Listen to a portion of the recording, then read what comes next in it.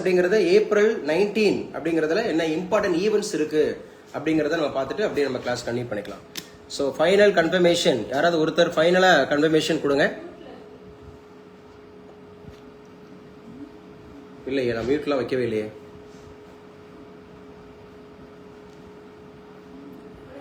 கேக்குதாமா? ஓகேப்பா. ஸோ நமக்கு வந்து கிளாஸஸ் வந்து ஏப்ரல் 19 அப்படிங்கிறதுல என்னென்ன இன்னைக்கு உண்டான கரண்ட் ஈவெண்ட்ஸ் என்னென்ன. இப்போ மறுபடியும் ஒரு ஃபைனல் கன்ஃபர்மேஷன் கொடுங்க. கிளியரா? என்னோட வாய்ஸ் வந்து கிளியரா இருக்கா? ஸோ வாய்ஸ் வந்து கிளியரா இருக்கு. என்னோட ஸ்கிரீன் வந்து உங்களுக்கு ரீச் ஆயிருச்சா? என்னோட ஸ்கிரீனும் வந்து உங்களுக்கு ரீச் ஆயிருச்சு. எழுதிக்கலாம். ஸோ இன்னைக்கு ஏப்ரல் 19 என்ன இம்பார்ட்டன்ட் ஈவெண்ட் வேர்ல்டு வைட் என்ன நடந்திருக்கு அப்படிங்கிறத பார்த்துக்கலாம்.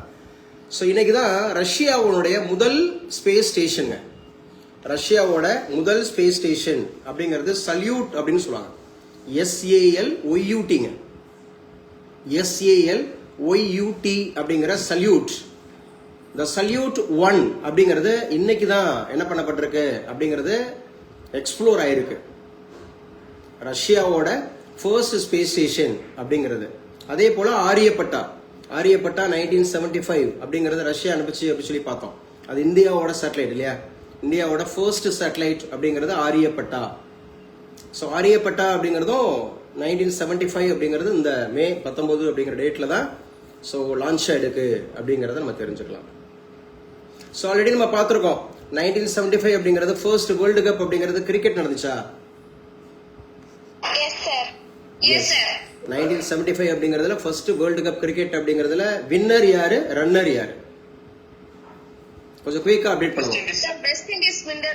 வெஸ்ட் இண்டீஸ் அப்படிங்கறவங்க வந்து winner, first champion. World cup கிரிக்கெட்ல வெஸ்ட் இண்டீஸ் அப்படிங்கறதா முதல் வின்னர். யார பீட் பண்ணாங்க? South Africa sir. South Africa அப்படிங்கறது இல்ல, வேற பேசுங்க. ஃபர்ஸ்ட் ரன்னர் யாரு? ஃபர்ஸ்ட் வேர்ல்டு கப் வேற யாருமே அப்டேட் ஆகுறவங்க இல்லையா? சோ இயர் வந்து கன்ஃபார்மா கரெக்ட் தானே? First world cup cricket. Yes sir. Sir ஆஸ்திரேலியாவா சார்? ஆஸ்திரேலியாவா? என்ன ஆப்ஷன் வச்சுட்டே இருக்கியம்மா? ஏதாவது கன்ஃபார்ம் பண்ணுங்க. ஏதாவது ஒன்று கன்ஃபார்ம் பண்ணுங்க. அவங்ககிட்ட திரும்ப கேள்வி கேட்பீங்களா? சோ எழுதி வச்சுக்க. இந்த ஃபர்ஸ்ட் வேர்ல்டு கப் கிரிக்கெட் அப்படிங்கிறது வந்து பாத்தீங்க அப்படின்னு சொன்னா west Indies and Australia. Confirm பண்ணிக்கலாம். வெஸ்ட் இண்டீஸ் அண்ட் ஆஸ்திரேலியாவுக்கு தான் முதல்ல நடந்துச்சு வேர்ல்டு கப் கிரிக்கெட் அப்படிங்கிறது நடந்தது. ஸோ அதில் வெஸ்ட் இண்டீஸ் அப்படிங்கிறது வந்து அப்பெல்லாம் கிரிக்கெட் வந்து 60 ஓவர், ஒன் டே இன்டர்நேஷனல் அப்படி சொல்றோம்ல, அப்போ வந்து 60 ஓவர் அப்படிங்கிறது. ஸோ ஆஸ்திரேலியா வந்து பார்த்தீங்கன்னா 274 அப்படிங்கிற ரன்னிலே இழந்துட்டாங்க. அவங்க எவ்வளோ அடிச்சிருந்தாங்கன்னா வெஸ்ட் இண்டீஸ் வந்து 291 ரன் அடிச்சிருந்தாங்க 8 விக்கெட்டுக்கு. 8 விக்கெட் அப்படிங்கிறது. ஸோ உங்களுடைய ஹாபி என்னன்னா கிரிக்கெட் அப்படின்னு சொல்லியிருப்பீங்க. இப்போ ஃபர்ஸ்ட் வேர்ல்டு கப் கிரிக்கெட் யாரு, ஸோ யார் வந்து வின்னரு, யார் வந்து ரன்னரு, எவ்வளோ ஓவர் இருந்தது, இதெல்லாம் வந்து கேட்கறதுக்கான வாய்ப்புகள் இருக்கு. அதனால தான் அவ்வளோ அப்டேட் பண்ணுறேன். அப்போ first world cup cricket yes first world cup cricket அப்படிங்கிறது 1975 நடந்திருக்கு. 1975 அப்படிங்கிறது நடந்திருக்கு. இது யாருக்கு இடையில நடந்துச்சு அப்படின்னு கேட்டா வெஸ்ட் இண்டீஸ் அண்ட் ஆஸ்திரேலியாவுக்கு இடையில நடந்துச்சு. யார் சார் ஃபர்ஸ்ட் பேட் அப்படிங்கறது பிடிச்சிருந்தாங்க அப்படின்னா வெஸ்ட் இண்டீஸ் அப்படிங்கிறது, செகண்ட் பேட் அப்படின்னா ஆஸ்திரேலியா. ஸோ வெஸ்ட் இண்டீஸ் எவ்வளவு ரன் அடிச்சிருந்தாங்கன்னா 291 60 ஓவருக்கு. சரியா? 60 ஓவர் அப்படிங்கிறதுக்கு வந்து 291 ரன் அடிச்சிருந்தாங்க. ஸோ ஆஸ்திரேலியாவை 274 ரன்னிலேயே எல்லா விக்கெட்டையும் இழந்தாச்சு. இது எங்க சார் நடந்துச்சு அப்படின்னு கேட்டா லண்டன்ல தான் நடந்துச்சு. லார்ட்ஸ் மைதானம். லார்ட்ஸ் அதான் ரொம்ப ஃபேமஸான ஒரு மைதானம் அப்படின்னு சொல்லுவோம். லார்ட்ஸ் அப்படிங்கிற மைதானத்தில் நடந்துச்சு. யாரு sir man of the match வாங்கினா? வெஸ்ட் இண்டீஸ் அப்படிங்கிறத வந்து லொயார்ட் அப்படிங்கிறவர் வாங்கினார். கிளைவ் லொயார்ட் அப்படிங்கிறவர் வாங்கினார். அந்த மேட்சை பார்த்தவங்க மொத்தம் 26,765 பேர் அந்த ஸ்டேடியத்தில் இருந்தவங்க. 26,765 அப்படிங்கறத ஞாபகம் வச்சுக்கிறோம். அப்டேட் ஆகுறீங்களா? ஸோ யாராவது ஒருத்தர் சார் இதுல இருந்து என்கிட்ட கேள்வி கேளுங்க, தெரிஞ்சா சொல்றேன், தெரியலன்னா தெரிஞ்சுக்கிறேன். இப்ப நான் பேசுனதை வச்சு யாரோ சந்தான லட்சுமி யாரோ ஏதோ சொன்னீங்க, பேர் என்ன சொன்னீங்க? யாருங்க? சார் சந்தியான்னு சொன்னேன் சார். சந்தியாமா சந்தியா சொல்லுங்கப்பா. 1975 அப்படிங்கிறது எந்த ஊர்ல அப்படிங்கிறது வந்து பாத்தீங்க அப்படின்னு சொன்னா இந்த முதல் உலக கோப்பை கிரிக்கெட் நடந்தது? London sir. லண்டன் அப்படிங்கறதுல எந்த மைதானத்துல நடந்தது?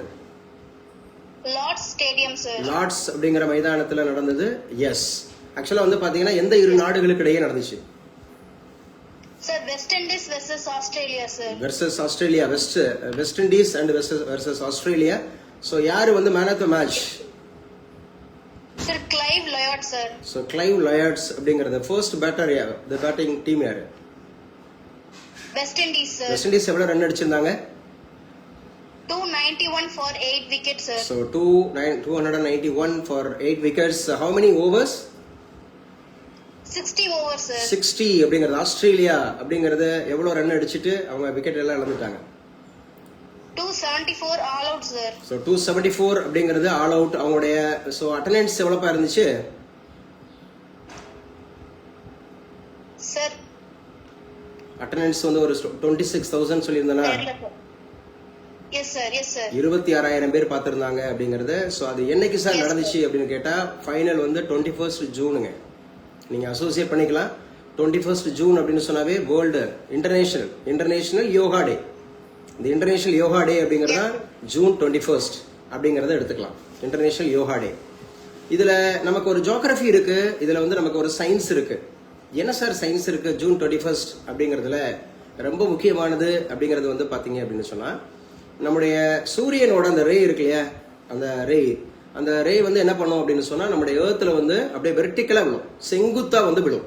அதனாலதான் பகல் பொழுது அதிகமாக இருக்கும் இந்த ஜூன் 21st. அதைத்தான் நம்ம வேர்ல்டு யோகா டே அப்படின்னு சொல்றோம். யோகா அப்படிங்கறத ஞாபகம் வச்சுக்கணும். யோகாவை அறிமுகப்படுத்திய நாடே இந்தியா தான் எடுத்துக்கணும். யோகாவை அறிமுகப்படுத்திய நாடு இந்தியா அப்படிங்கறத எடுத்துக்கணும். ஸோ அப்போ 21st ஜூன் 1975 அப்படிங்கிறதுல வெஸ்ட் இண்டீஸுக்கும் ஆஸ்திரேலியாவுக்கும் இடையில அந்த விளையாட்டு நடந்திருக்கு. ஸோ கிளைவ் லயார்டு அப்படிங்கிறவர் தான் so man of the match. 85 பாலுக்கு 102 ரன் அடிச்சிருக்காரு. சரியா? இன்னொருத்தர் ரொம்ப ஃபேமஸான ஒரு அயன் சாப்பல் அப்படிங்கிறவரும் ஒரு 93 பாலுக்கு 62 ரன் அடிச்சிருக்கிறார் அப்படிங்கிறத பார்க்குறோம். ஸோ இது ரொம்ப முக்கியமானது அப்படிங்கிறத பார்க்குறீங்க. So man of the match யாரு அப்படிங்கிறத பார்த்தோம். ஸோ இந்த விஷயங்கள்ல இது எந்த வருஷம் நடந்துச்சு அப்படின்னு கேட்டால் 1975 நடந்துச்சு இல்லையா? 1975. அப்ப ஆரியப்பட்டா அப்படிங்கிற முதல் செயற்கைக்கோள் அப்படிங்கிறது நமக்கு ரஷ்யாவிலிருந்து இந்தியா சார்பாக அனுப்பப்பட்டது அப்படின்னு சொல்லி பார்க்கிறோம் மே 19. சரி, வேற என்னங்க சார் இந்த 1975 முக்கியமான விஷயம் இருக்கு அப்படின்னு கேட்டா எழுதி வச்சுங்க. இந்த வியட்நாம் வார் அப்படிங்கிறது முடிவுக்கு வந்தது அப்படிங்கிறது 1975 தான். வியட்நாம் வார் இன்னைக்கும் யாரு அப்டேட் பண்ணுவா? வியட்நாமுக்கும் எந்த நாட்டுக்கும் இடையில இப்போ வந்து ஒரு பனிப்போர் இருந்துட்டு இருக்கு, ஒரு கோல்டு வார். நான் இருக்கேனா கிளாஸ்ல? China sir. இந்த சைனாவா அப்படின்னு கேட்டது யாரு? ஃபர்ஸ்ட் ஒன்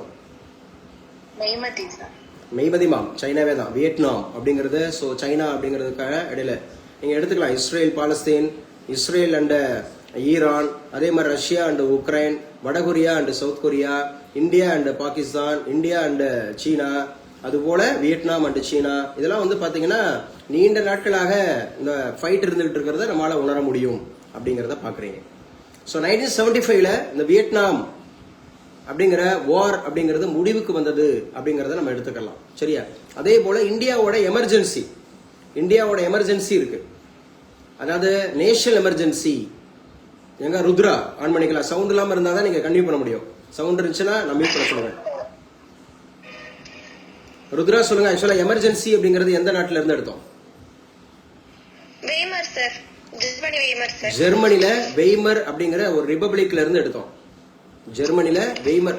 என்னப்பா ஏன்பா சவுண்டு? ஏதாவது நீங்க ஹெட்போன் போட்டு பேசுறியாமா? இல்ல வேற ஏதாவது நோட்டு புத்தகத்தை திருப்புறீங்களா? ஆனா ஏன் ஒரு சலசலன்னு ஒரு சவுண்ட் ஏன் சைடுல ஏதாவது சலசல சவுண்ட் கேக்குதா? இல்ல சார். ஓகே சொல்லுங்க. ஆக்சுவலா வந்து எமர்ஜென்சி அப்படிங்கிறது ஜெர்மனில வெய்மர் ரிபப்ளிக் அப்படிங்கிறது எடுத்தோம். எத்தனை வகையான எமர்ஜென்சிஸ் இருக்கு? 3 சார். 3 வகையான எமர்ஜென்சி இருக்கு சார் அப்படி சொல்லணும். 3 சார். இன்டர்வியூல இது தப்பான பழக்கமா போயிடும். இன்டர்வியூஸ்ல இப்ப நான் உங்களை உருவாக்குறது பிரிலிம்ஸ், மெயின்ஸ், இன்டர்வியூ 3க்கும் சேர்த்து தான் உருவாக்குறேன். சரியா? 3 சார் 4 சார் அப்படின்னு சொல்லிட்டு பதில மட்டும் சொல்லக்கூடாது. அதை வந்து ஒரு ப்ரோட்டோகாலா சொல்லணும். இதை உருவாக்குறது, இந்த கிளாஸ் வந்து உருவாக்குறது. இதே பழக்கம் தான் வரும். ஒரு குரூப் 1 குரூப் 2 இன்டர்வியூ இருக்கு, சரியா? மெயின்ஸுக்கு எழுதணும். ஸோ நல்லா கவனிங்க. ஓகே, எத்தனை வகையான எமர்ஜென்சி இருக்கு? 3 வகையான எமர்ஜென்சி இருக்கு சார். எஸ், 3 வகையான எமர்ஜென்சிஸ் அப்படிங்கறதுல அது ஆர்டிகல்ஸ் சொல்லுங்க பாப்போம், ஒவ்வொரு எமர்ஜென்சியா சொல்லி. ஸ்டேட் எமர்ஜென்சி வந்துட்டு 356 சார். ஃபர்ஸ்ட்ல இருந்து சொல்லுங்க, ஆர்டரா சொல்லுங்க.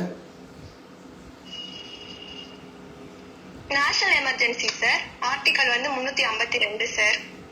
ஓகே. ஸ்டேட் எமர்ஜென்சி வந்து article 356 sir. Yes. Finance emergency வந்துட்டு 360 சார். அந்த ஆர்டிகல் வந்து 360 அப்படிங்கறது எத்தனை முறை அப்படிங்கறது நம்ம இந்தியாவுல இம்ப்ளிமெண்ட் ஆயிருக்கு? ஒரு முறை கூட வரல சார். அதை எப்படி நம்ம அசோசியேட் பண்ணி படிக்கணும் அப்படின்ற மாதிரி நான் சொன்னேன்.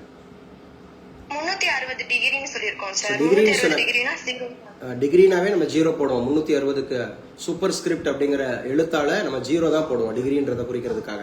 அப்ப 0 அப்படிங்கறத ஞாபகம் வச்சுக்கணும். சரி, 352ங்கிறது நேஷனல் எமர்ஜென்சி அப்படிங்கிறது எந்தெந்த அக்கேஷன், எந்தெந்த சூழ்நிலைகள்ல நம்ம வந்து இம்ப்ளிமெண்ட் பண்ணுவாங்க? சிவில் வார் நடந்தா சார். ஓகே, ஒன்னு சிவில் வார் அப்படிங்கிறது நடந்தா. இவ்வளோலாம் ரொம்ப ஈஸியான கொஸ்டின் தான், இவ்வளோ லேட் பண்ணணும்னு அவசியமே கிடையாது. 3 அக்கேஷன். ஒன்னு நல்லா ஞாபகம் வச்சுங்க, எக்ஸ்டர்னல் அக்ரெஷன் அப்படிங்கிற வெளிநாட்டுக்காரங்க நம்ம மீது ஆக்கிரமிப்பு செய்யும் போது. ஸோ வெளிநாட்டுக்காரங்க நம்ம மீது ஆக்கிரமிப்பு செய்யும் போது அப்படிங்கிறது 352 அப்படிங்கறது இம்ப்ளிமெண்ட் பண்ணுவாங்க. ஏன்னா ஜெனிஃபர் ஆக்சுவலா 352 அப்படிங்கறத வந்து இம்ப்ளிமெண்ட் பண்ணுவாங்க. ரெண்டாவது வந்து பாத்தீங்க அப்படின்னு சொன்னா இன்டர்னல் அக்ரெஷன் அப்படிங்கிற சிவில் வார், நம்ம ஊருக்குள்ளேயே பிரச்சனை இருக்கும்போது. மூணாவது ஆர்ம்டு ரிப்பெலியன். ஆர்ம்டு ரிப்பெலியன் அப்படின்னு சொன்னாவே நமக்கு வந்து ராணுவ புரட்சி ஏற்பட்டுச்சு அப்படின்னு சொன்னா. ருத்ராவுக்கு புரிஞ்சதா? நல்லா பரிச்சயமாகணும், பரிச்சயமாகணும், பரிச்சயமானதான் பாஸ் ஆக முடியும். ஓகேவா? சோ நல்லா ஞாபகம் வச்சுக்கணும். எங்க ஸ்வீட்டி, எமர்ஜென்சி அப்படிங்கிறது எந்த நாட்டுல இருந்து எடுத்தோம்? கிளாஸை கவனிக்கணும். இப்பதான் உங்களுக்கு ஃபர்ஸ்ட் கொஸ்டின் அதான் கேட்டேன் இன்னைக்கு. ருத்ராட்ட கேட்ட முதல் கேள்வி அது. கிளாஸை கவனிக்கல அப்படின்னா நான் எங்கேயோ இருந்து கேட்கல. இன்னைக்கு நடத்தினா இன்னைக்கு பேசணும். Germany Weimar sir. ஜெர்மனி அப்படிங்கறது வெய்மர் மட்டும் நான் சொல்ல, இன்னொரு விஷயமும் நான் சொன்னேன். ஜெர்மனில வெய்மர் அப்படிங்கறதுல இன்னொன்னு நான் சொன்னேன் முக்கியமானது. கவனிக்கணும் ஸ்வீட்டி, கிளாஸ்ல கவனிக்கணும், அட்டென்டிவா இருக்கணும். சரியா? பார்ட்டிசிபேஷன் இஸ் மோர் இம்பார்ட்டன்ட் அப்படிங்கிறது. சரியா? அந்த அட்டென்டிவா இருக்கணும், அட்டென்டிவா இருக்கணும். கிளாஸ்ல என்ன பேசுறாங்க, என்ன சொல்றாங்க அப்படின்னு. சோ அது வந்து ரொம்ப முக்கியமானது. 352 அப்படிங்கிறது அண்ணாமலை 352 அப்படிங்கிறது எத்தனை சூழ்நிலைகளை வரும் அப்படின்னு நான் சொன்னேன். 352 எத்தனை சூழ்நிலைகளை இம்ப்ளிமெண்ட் பண்ணுவாங்க? எஸ் தம்பி, நல்லா பேசுங்க. 3 சார். இப்படி பதில் சொல்லக்கூடாதுன்னு சொன்னேன்ல. 3 சூழ்நிலைகளில் அப்படிங்கறத இம்ப்ளிமெண்ட் பண்ணுவாங்க சார். இப்படி முழுமையா பேசணும்னு சொன்னேன்ல. அப்ப ஒரு சொல்ற விஷயத்த நீங்க ஃபாலோ பண்ணணும், கடைபிடிக்கணும். அப்பதான் போட்டித் தேர்வுல ஜெயிக்க முடியும். நான் உங்களுக்கு இன்ச் பை இன்ச்சா சொல்லித்தரேன். சரியா? இது வந்து இந்த வயோவாஸ் அட்டன் பண்ணக்கூடியவங்களுக்கு, இந்த கல்லூரி உதவி பேராசிரியர்களுக்கு, அவங்களுமே இன்னும் நிறைய ரெடியாக வேண்டி இருக்குது. அண்ணாமலை அப்படிலாம் பேசக்கூடாது. குரூப் 2 குரூப் 1ல இன்டர்வியூ இருக்கு. இன்டர்வியூல இருக்கு. இன்டர்வியூல பேசுறவங்கள்ட்ட நம்ம அவங்க என்ன மாதிரி கேள்வி கேட்டாங்களோ அதே துணியில நம்மளும் பதில் சொல்லணும். அவங்க என்ன எதிர்பார்க்கறாங்களோ அந்த அடிப்படையில் சொல்லணும். அப்ப எத்தனை வகையான எமர்ஜென்சிஸ் இருக்கு அப்படின்னு கேட்டா 3 வகையான எமர்ஜென்சி இருக்கு சார் அப்படி சொல்லணும். 3 வகையான எமர்ஜென்சி. சரி, இந்த 3 வகையான எமர்ஜென்சிஸ் அப்படிங்கறதுல என்னென்ன வகையான எமர்ஜென்சிஸ் இருக்கு? State emergency sir. நான் ஆர்டரா சொல்லணும்னு சொன்னேன்ல, அந்த பாயிண்ட் அதே தானே சொன்னேன். Emergency sir. First national, state emergency sir. அடுத்து ஸ்டேட், அதுக்கப்புறம் finance emergency sir. Finance emergency. இந்த NSF அப்படிங்கறத ஏதாவது அசோசியேட் பண்ண முடியுமா? நம்ம நீண்ட காலமா இதை பத்தி டிஸ்கஸ் பண்ணிட்டே இருந்தோம். NSF yes national institution. அது NIRF. நீங்க பேசுறது NIRF. அதான் நேஷனல் இன்ஸ்டிடியூஷன்ஸ், இந்த ரேங்கிங் ஃப்ரேம் ஒர்க் அப்படிங்கிறது. அது NIRF. கல்லூரிகளுக்கு அப்படிங்கிறது வந்து பாத்தீங்கன்னா என்ன கொடுப்பாங்க? ரேங்கிங் கொடுப்பாங்க, அவங்களோட இன்ஃப்ராஸ்ட்ரக்சர், அவங்களோட. அது NIRF. சரியா? அதே மாதிரி நார்த் ஈஸ்ட் ஃபிரான்டியர் அசோசியேஷன், நெஃபா அப்படின்னு ஒண்ணு பார்த்தோம். யார் பேசுவா சார்? நெஃபா பத்தி என்கிட்ட கேளுங்க, தெரிஞ்ச சொல்றேன், தெரியல தெரிஞ்சுக்கிறேன். குயிக், வேகமா. ஒருத்தருமே இல்ல போட்டித் தேர்வுகளுக்கு ஜெயிக்கிறது. கைல்வெளி தவிர்த்து வேற யாராவது? எல்லாருக்கும் தானே சொல்லிக் கொடுத்தேன், கைவெளிக்கு மட்டுமா சொல்லிக் கொடுத்தேன், கைவெளி மட்டும் பாஸ் பண்ணா போதுமா? அப்படின்னா எப்படி இருக்கீங்க பாருங்க, ஒரு கிளாஸ் அட்டன் பண்றதுல எப்படி இருக்கீங்க பாருங்க. எவ்வளோ யூனிக்கா ஒவ்வொன்றும் இன்டெலக்சுவலா சொல்லி கொடுத்தா கூட நான் அப்படிதான் இருப்பேன், கிளாஸ் அட்டன் பண்ண மாட்டேன், ஞாயிற்றுக்கிழமையா இருந்தால் நான் லீவ் போட்டுக்குவேன், இன்னும் அரசு வேலைக்கே போல, ஆனா நீங்க அரசாங்க ஊழியர் மாதிரி அப்படியே அரசாங்க மாதிரி லீவ் போட்டுறது. அதே மாதிரி சொல்லி கொடுத்தா அதை இன்னும் கொஞ்சம் கவனம் எடுத்து சொல்லி இது சொல்றது இல்லை. ப்ளீஸ், நீங்க போட்டித் தேர்வில் ஜெயிக்கணும் அப்படின்னு சொன்னா இந்த மாதிரி ஞாயிற்றுக்கிழமை உங்க பேரண்ட் ஃப்ரீயா இருந்தா பக்கத்துல உட்கார சொல்லுங்க, எப்படி பாடம் நடத்துறாங்கன்றதை அவங்களை கவனிக்க சொல்லுங்க, நாம எப்படி கவனிக்கிறோன்றதையும் அவங்க பார்க்க சொல்லுங்க. அப்பதான் உங்களுக்கு புரியும் இல்லையா? எல்லாருக்கும் சொல்றேன் இது. கைவெளி சொல்லுமா, நெஃபானா என்ன? Sir North East Frontier Association. North East Frontier Association அப்படிங்கிறது எந்த இயர்ப்பா? Sir 1972 sir. 1972 அப்படிங்கிறதுல நம்ம இன்னொரு விஷயமா வேற எதாவது அசோசியேட் பண்ண என்ன அசோசியேட் பண்ணுவீங்க? 1972 சார் புலிகள் பாதுகாப்பு சட்டம் சார். சோ புலிகள் பாதுகாப்பு சட்டம் அப்படிங்கிறது 1972, திட்டம் அப்படிங்கிறது 1973 இல்லையா? 1973 அப்படிங்கிறதுல எந்த ஸ்டேட் அப்படிங்கிறது வந்து ஒரு பெயர் மாற்றம் அடைஞ்சிருக்கும்? சார் மைசூரு கர்நாடகான்னு பேர் மாற்றம். மைசூரு அப்படிங்கிறது கர்நாடகா அப்படிங்கிற ஒரு ஸ்டேட்டா மாறி இருக்கும் இல்லையா? அதே 1973 அப்படிங்கிறதுல ஒரு கமிட்டி இருக்கு இந்தியன் கான்ஸ்டிடியூஷன்ல. என்ன கமிட்டி அது? கைவெளி இன்னும் அப்டேட் ஆகணும். இது ஈஸியான கொஸ்டின்ஸ், நார்மலான கொஸ்டின் கேட்டிருக்கேன் நான். கேசவனந்தா பாரதி கேஸ் அப்படிங்கிற ஒரு கேஸ் இருக்குல்ல, சாரி கேஸ் நான் கமிட்டின்னு கேட்டணும். Kesavananda Bharati case. Okay, case Kesavananda Bharati case. Bharati கேஸ்ன்னு சொல்லக்கூடாது, கேசவனந்தா பாரதி கேஸ். சரி, கேசவனந்தா பாரதி கேஸ் அப்படிங்கிறது எதோட தொடர்புடையதுப்பா? சார் பிரியாம்பிள் வந்து பார்ட் ஆஃப் கான்ஸ்டிடியூஷன் சொல்லும் சார் அந்த கேஸ். பிரியாம்பிள் அப்படிங்கறத பார்ட் ஆஃப் இந்தியன் கான்ஸ்டிடியூஷன் அப்படின்னு சொன்னது வந்து கேசவனந்தா பாரதி கேஸ். அப்ப இந்த பிரியாம்பிள் அப்படிங்கிறது நம்ம எங்க இருந்து எடுத்தோம்? சார் பிரியாம்பிள் எடுத்துப்போம் சார். பிரியாம்பிள் அப்படிங்கறத எங்க இருந்து எடுத்தோம்? Sir America sir. அமெரிக்கா யுஎஸ்ஏல இருந்து எடுத்துக்கிறோம் இல்லையா? சோ பிரியாம்பிள் அப்படிங்கிறது வந்து பாத்தீங்கன்னா எத்தனை வழக்குகளோட தொடர்புடையது? சார் 3 வழக்குகள் சார். ஆர்டரா சொல்லுங்க, மூணு வழக்குகள் ஆர்டரா சொல்லுங்க. Sir first Berubari Union case sir. Berubari Union case இல்ல, year Berubari Union case year 1960 sir. 1960 அப்படிங்கிறது பெருபாரி கேஸ். எஸ். அடுத்து செகண்ட் வந்து கேசவனந்தா பாரதி கேஸ். கேசவனந்தா பாரதி கேஸ் அப்படிங்கிறது 1973. அடுத்த case sir LIC case sir 1995. LIC case அப்படிங்கிறது 95. இதுல யாரு இது வந்து integral part of Indian constitution இல்ல அப்படின்னு சொன்னது? இது யாரு integral part of Indian constitution தான் அப்படின்னு சொன்னது? சார் ஃபர்ஸ்ட் கேஸ் வந்து இது பார்ட் இல்லன்னு சொல்லிருக்கும் sir, Berubari Union case. Berubari ரெண்டு பார்ட் ஆஃப் தி கான்ஸ்டிடியூஷன் சொல்லும் சார். ஓகே, அந்த பிரியாம்பிள் அப்படிங்கிறது வந்து பாத்தீங்க அப்படின்னா என்ன ஆர்டர்ல வைக்கப்பட்டிருக்கு? சார் ட்ரிபிள் எஸ் டிஆர் ஞாபகம் வச்சுக்க சொன்னீங்க சார், ஆர்டர் சொல்லட்டுமா சார்? ட்ரிபிள் எஸ் டிஆர் அப்படிங்கறத ஞாபகம் வச்சுக்க சொன்னேன். எஸ், இந்த ட்ரிபிள் எஸ் டிஆர் அப்படிங்கறத எக்ஸ்பேண்ட் பண்ணுங்கப்பா.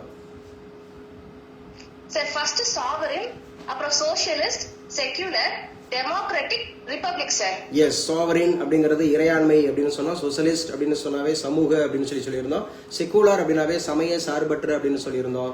டி அப்படிங்கிறது டெமோக்ராட்டிக் அப்படின்னு சொன்னாவே சுதந்திரமான அப்படின்னு சொன்னோம். ரிபப்ளிக் அப்படின்னு சொன்னாவே குடியரசு. இதுதான் ஆர்டர் அப்படிங்கிறது. எஸ், ஆக்சுவலா பிரியாம்பிள் அப்படிங்கிறது வந்து பாத்தீங்க அப்படின்னு சொன்னா இதுக்கு அப்ஜெக்டிவ் ரெசல்யூஷன் கொடுத்தது யாருப்பா? Sir Jawaharlal Nehru sir. ஜவஹர்லால் நேரு அப்படிங்கிறது அப்ஜெக்டிவ் ரெசல்யூஷன் அப்படிங்கிறது எந்த டேட்ல எந்த இயர்ல கொடுத்தாரு? Sir December 13, 1946 sir. So December 13, 1946 அப்படிங்கறதுல அப்ஜெக்டிவ் ரெசல்யூஷன் கொடுத்தாரு இல்லையா? சோ இந்த பிரியாம்பிள் அப்படிங்கிறது வந்து பாத்தீங்க அப்படின்னு சொன்னா இத பல்கிவாலா எவ்வாறு குறிப்பிடுகிறார்? பல்கிவாலா சார் ஐடி கார்டுன்னு சொல்லுவாங்க சார். ஐடி கார்டு அப்படின்னு சொல்றாரு. யாரு வந்து கீ ஆஃப் இந்தியன் கான்ஸ்டிடியூஷன் அப்படின்னு பிரியாம்பிள் சொன்னது? சார் எர்னஸ்ட் பார்க்கர் சொல்லிருப்பாங்க சார். சோ எர்னஸ்ட் பார்க்கர் அப்படிங்கறவங்க சொல்லிருக்காங்க. டிஎஸ் தாகூர் அதை என்ன குறிப்பிடுறாரு? சார் ஜுவல் செட்னு சொல்லுவாங்க சார், அணிகலன். சோ டிஎஸ் தாகூர் வந்து ஆன்மான்னு சொல்லிருப்பாரு. ஆன்மா பண்டிட் தாகூர் அப்படிங்கிறவர் தான் நமக்கு வந்து அணிகலன் அப்படின்ற மாதிரி சொல்லியிருப்பாங்க, ஆர்னமெண்ட்ஸ் அப்படின்னு சொல்லி. இவர் வந்து தாகூர் வந்து பாத்தீங்கன்னா ஆன்மா அப்படி சொல்லி கொடுத்திருப்பாரு, அப்படிதானே? ஹோரோஸ்கோப் அப்படின்னு சொல்லக்கூடிய ஜாதகம் அப்படின்னு சொல்லி குறிப்பிட்டது யாரு? கே.எம். முன்ஷி சார். கே.எம். முன்ஷி அப்படிங்கிறவர் தான் ஜாதகம் அப்படின்னு சொல்லியிருக்காரு. உள்வாங்குறீங்களா மத்தவங்க? ருத்ரா, அண்ணாமலை, ஸ்வீட்டி, இப்ப நான் 3 பேரை கேட்டேன். நீங்க பதில் சொன்ன விதத்துக்கும் கைல்வெளி பதில் சொல்ற விதத்துக்கும் டிஃபரெண்ட் இருக்கா? Yes sir. உள்வாங்க. எல்லாருக்கும் ஒரே மாதிரி தான் பாடம் நடத்துறோம். கைல்வெளிக்குன்னு தனியா கூப்பிட்டு ஏதோ வந்து நம்ம ஸ்பெஷல் கோச் எப்படியாவது கொடுத்தோமா? நீங்க பாத்தீங்களா? எல்லாருக்கும் டைம் வந்து அதே 9 மணில இருந்து 1 மணி வரைக்கும் தானே, 9:30 இருந்து 1:30 வரைக்கும் தானே நம்ம ரெகுலர். இல்ல ஏதாவது ஸ்பெஷல் கிளாஸ் வந்து யாருக்காவது வைக்கிறோமா? ஸ்பெஷல் கொஸ்டின் பேப்பர் அனுப்பிச்சு கொடுக்குறோமா? Special care கொடுக்குறோமா? யாருக்காவது இண்டிவிஜுவலா கொடுக்குறோமா? பேசுங்கப்பா யாராவது. No sir. எல்லாருக்கும் தான் கொடுக்குறோம். இதுதான் போட்டி தேர்வு. எல்லாருக்கும் தான் கொடுக்குறோம். எல்லாருமே ஆன்சர் பண்ணணும். இன்னும் கொஞ்சம் ட்ரிக்கர் ஆகணும் ருத்ரா, இன்னும் கொஞ்சம் ட்ரிக்கர் ஆகணும். சரியா? ஆர்டரா நம்ம என்ன எதிர்பார்க்கிறோமோ அதே ஸ்டைல படிச்சீங்கன்னா ஈஸி. அதே ஸ்டைல்ல கைல்வெளியும் தான், கைல்வெளியும் ட்ரிக்கர் ஆகணும். இன்னும் கொஞ்சம் கொஞ்சம் ட்ரிக்கர் ஆகணும். அங்க மாத்தக்கூடாது என்ன. யாரு அணிகலன் சொன்னது யாரு, ஆன்மா சொன்னது யாரு, இதெல்லாம் எதுக்காக சொல்றேன்னா இதெல்லாம் பிராக்டிஸ். அதான் சொன்னேன் சியூபி, இந்த கான்சென்ட்ரேஷன், அண்டர்ஸ்டாண்டிங் அண்ட் பிராக்டிஸ். இது இருந்ததுன்னா இப்ப நான் உங்களுக்கு எப்படி பாடம் நடத்துறேன், நான் உங்ககிட்ட எப்படி எதிர்பார்க்கிறேன். நான் மொட்டமொட்டையாவே கேள்வி கேட்கிறேன். நான் கேள்வி கேட்கிற விதத்தையும் பாருங்க. அதே மாதிரி என்னோட டோன் பாருங்க. ஒரு ஏற்ற இறக்கத்தோட கேட்கிறேன்னா என்னோட லாங்குவேஜ் வந்து உங்களுக்கு கிளியரா இருக்கா? நான் பேசுற லாங்குவேஜ் அது இங்கிலீஷ் வார்த்தையா இருந்தாலும் சரி, தமிழ் வார்த்தையா இருந்தாலும் சரி, அதோட லாங்குவேஜ் அது உச்சரிப்பு கிளியரா இருக்கா? டெலிவரி கிளியரா இருக்கா? இல்லையா சார், நீங்க பேசுற அந்த டெலிவரி வந்து எங்களுக்கு விட்டு கேக்குது, அல்லது எங்களுக்கு சரியா கேட்கல, அமைதியா பேசுறீங்க, நீங்க உங்க வாய்க்கிலே பேசிக்கிறீங்க, அப்படி ஏதாவது இருக்கா? டெலிவரியில ஏதாவது மிஸ்மேட்ச் இருக்கா? நோ சார், கிளியரா இருக்கு சார். அதே மாதிரி கண்டென்ட் நான் எங்கேயாவது மாறுறேன்னா 19:75 இன்னைக்கு ஒன்னே ஒண்ணுதான் இருக்கும். ஞாபகம் வச்சுங்களேன். இப்ப கிட்டத்தட்ட டைம் வந்து 10:48 ஆச்சு. 10 மணிக்கு ஆரம்பிச்ச கிளாஸ் 48 நிமிஷம். இன்ன வரைக்கும் நம்ம ஒன்னே ஒரு விஷயம் தான் பேசியிருக்கோம். தெரியுமா என்ன பேசியிருக்கோம்? 1975 சார். Exactly correct. 1975ங்கிற ஒரு வருஷம். அதுல எவ்வளவு விஷயம் பேசிட்டு இருக்கோம் பாருங்க. வேர்ல்டு கப் கிரிக்கெட்டை பத்தி பேசிட்டு இருக்கோம், எமர்ஜென்சி பத்தி பேசிட்டு இருக்கோம், பிளஸ் வந்து ஆரியப்பட்ட அனுப்புறதை பத்தி பேசிட்டு இருக்கோம், சல்யூட் அப்படிங்கறத பத்தி பேசிட்டு இருக்கிறோம், நம்ம ரஷ்யா பத்தி பேசிட்டு இருக்கோம், உக்ரைனை பத்தி பேசிட்டு இருக்கோம். சோ அதே போல இந்தியன் கான்ஸ்டிடியூஷனை பத்தி பேசிட்டு இருக்கோம். சோ எவ்வளவு விஷயங்கள் இருக்கு பாரு. வியட்நாம் வார் அப்படிங்கறத பத்தி பேசிட்டு இருக்கோம். இப்படிதான் நீங்க படிக்கணும். இப்படி படிச்சாதான் ஜெயிக்க முடியும். ஏட்டுச்சோரக்கா கறிக்கு உதவாது. சும்மா வாட் இஸ் வாட் படிச்சுட்டு எனக்கு போட்டி தேர்வுல நான் ஜெயிக்கல, எங்க இருந்து கேட்டாங்க, அப்படி கேட்டாங்க, ஓலைச்சோடில இருந்து கேட்டாங்க, அங்க கேட்டாங்க, இங்க கேட்டாங்கன்னு குறை சொல்லக்கூடாது. நம்ம எவ்வளவுக்கு எவ்வளவு மேக்சிமம் ஒரு விஷயத்த நம்ம அப்டேட் பண்ண முடியுமோ அந்த அளவுக்கு அப்டேட் பண்ணிட்டு நாம என்ன பண்ணணும். அதான் 5 பில்லர். முதல்ல சிலபஸ், 2வது ஸ்டடி மெட்டீரியல், 3வது previous year question paper updation, 4வது அதிகமான தேர்வுகள் எழுதணும், 5 என்ன பண்ணணும், கன்சிஸ்டன்டா ஒர்க் பண்ணணும். நேற்றைய விட இன்னைக்கு சூப்பர், இன்னைய விட நாளைக்கு சூப்பர், தொடர்ந்து அப்படிங்கிறது. அதான் அடிக்கடி சொல்றது உண்டு. சோ நமக்கு தொடங்குவதில் அல்ல வெற்றி. மெய்மதி மேம் கவனிக்கிறீங்களா? தொடங்குவதில் அல்ல வெற்றி. ஆமா, தொடர்ந்து சிறப்பாக செயல்படுவதில் தான் உள்ளது வெற்றி. ஸோ எப்பவுமே இந்த மாதிரி கிளாஸ், கரண்ட் அஃபேர்ஸ் கிளாஸ் நடக்கும் போது, ஜிகே அப்டேஷன்ஸ் இருக்கும்போது, ஒரு இப்போ பிசிக்ஸ் அப்படின்னு சொல்லி நம்ம பேசணும்னா அதை பத்தி நம்ம டீடைல்ல பேசுறோம். ஸோ நேற்றுக்கு வந்து பாத்தீங்க அப்படின்னு சொன்னா பிசிக்ஸ்ல ஒரு நார்மலா ஒரு கான்செப்ட் எடுத்துக்கிட்டோம்னா அந்த கான்செப்டை பத்தி நம்ம டீடைல்ல பேசிட்டு இருக்கோம் இல்லைங்களா? ஆல்பர்ட் ஐன்ஸ்டீன் எடுத்துக்கிட்டோம்னா ஆல்பர்ட் ஐன்ஸ்டீனை பத்தி டீடைல் பேசுறோம். ஒரு பிளட்னு எடுத்துக்கிட்டா பிளட்டை பத்தி நம்ம டீடைல் பேசுறோம். ஒரு புத்தர்னா புத்தரை பத்தி டீடைல் பேசுறோம். இது அநேகருக்கு புரியாது. ஏதோ GK class, current affairs class இவ்வளவு நேரம் எடுத்துட்டு போறாங்கன்னு நினைப்பாங்க. பட் இது வந்து ஒட்டுமொத்தமா போட்டித் தேர்வுகள்ல உண்மையாவே நல்ல ட்ரிக்கரா படிக்கிறவங்களுக்கு, காம்படிட்டிவ் எக்ஸாம்ஸ்ல ஐடியாலஜியா படிக்கிறவங்களுக்கு, நல்ல எக்ஸலண்டா உருவாகணுன்றவங்களுக்கு தான் இந்த கிளாஸ் புரியும். மத்தவங்களுக்கு ஏதோ வருஷத்தை பேசிட்டு இருக்காங்க, நபரை பத்தி பேசிட்டு இருக்காங்க, உன்னிலே நிக்கிறாங்கன்னு சொல்லி ஓடிடுவாங்க. அவங்க எல்லாம் ரிசல்ட்ல இருந்து ஓடிடுவாங்க. நிச்சயமா ரிசல்ட் கிடைக்காது. ஸோ நல்லா அப்டேட் ஆயிக்குங்க. ஸோ அடுத்து 1975 அப்படிங்கறது நம்ம ஏற்கனவே பார்த்தோம். இந்தியாவில் எமர்ஜென்சி நடந்தது இன்னைக்கு தான். 1975 உள்நாட்டு போர் நடக்கும். இந்திரா காந்தி அம்மையார் அப்ப இருப்பாங்க பிரைம் மினிஸ்டரா. அப்ப கரெக்டா அதே ஜூன் 25 இந்த டேட் கூட முக்கியம், ஞாபகம் வச்சுக்கணும். கைவிலி புரியுதா? டேட் இன்க்ளூடிங் சில நேரங்கள்ல 1975 ஜூன் கொடுத்துட்டு ஜூன் 20, ஜூன் 21, 25, 27 கொடுத்துருவான். அப்ப நம்ம 25 எக்ஸாக்டா அடிக்கிறோமான்றது முக்கியம். 25 எக்ஸாக்டா நம்ம அடிக்கிறோமா அப்படிங்கிறது முக்கியம். ஸோ இது ரொம்ப முக்கியமா இந்த 1975 நடந்திருக்கு அப்படிங்கறத ஞாபகம் வச்சுக்கிறோம். அதே மாதிரி வந்து பாத்தீங்க அப்படின்னு சொன்னா இதுல ரொம்ப முக்கியமானது அப்படிங்கிறது மைக்ரோசாஃப்ட் அப்படிங்கிறது பில் கேட்ஸ் ஃபவுண்ட் பண்ணது இந்த வருஷம் தான். 1975 தான் அவர் வந்து பில் கேட்ஸ் வந்து மைக்ரோசாஃப்ட் அப்படிங்கறத உருவாக்குனார். மைக்ரோசாஃப்ட் அப்படிங்கறத உருவாக்குனது பில் கேட்ஸ் அப்படிங்கறத உருவாக்குனது இந்த வருஷம் தான். 1975 ஏப்ரல் 4. 1975 ஏப்ரல் 4. இதெல்லாம் அஜிஷன் ப்ரொஃபசர் யாராவது கம்ப்யூட்டர் சயின்ஸ் இருந்தீங்கன்னா நீங்க அப்டேட் ஆயிக்கலாம். ஆனா ஒருத்தர் கூட இருக்க மாட்டேங்க, எனக்கு தெரியும். யாரும் இருக்கீங்களா? அஜிஷன் ப்ரொஃபசர் கம்ப்யூட்டர் சயின்ஸ்ல யாராவது இருக்கீங்களா? இல்ல முதல்ல அசிஸ்டன்ட் ப்ரொஃபஸர்ல யாராவது இணைஞ்சிருக்கீங்களா? இலவசமா தான் கொடுக்குறோம். என்ன இந்த கிளாஸ், இந்த வகுப்புகள் அப்படிங்கறத நம்ம இலவசமா தான் கொடுக்குறோம். இன்னைக்கு நேத்து இல்ல, நான் ஒரு 1.5 வருஷமா கொடுத்துட்டு இருக்கேன். தமிழ் எலிஜிபிலிட்டிக்கு, டிஸ்கிரிப்டிவ்க்கு, வைவோவாஸ் அப்படிங்கிற இன்டர்வியூக்கு. ஆனா யாருக்கும் அந்த அட்டன் பண்றதுக்கான மனசு வந்து மனசுன்றதை விட விருப்பம். நாளைக்கு ரிசல்ட் வரும்போது தான் உங்களுக்கு தெரியும்.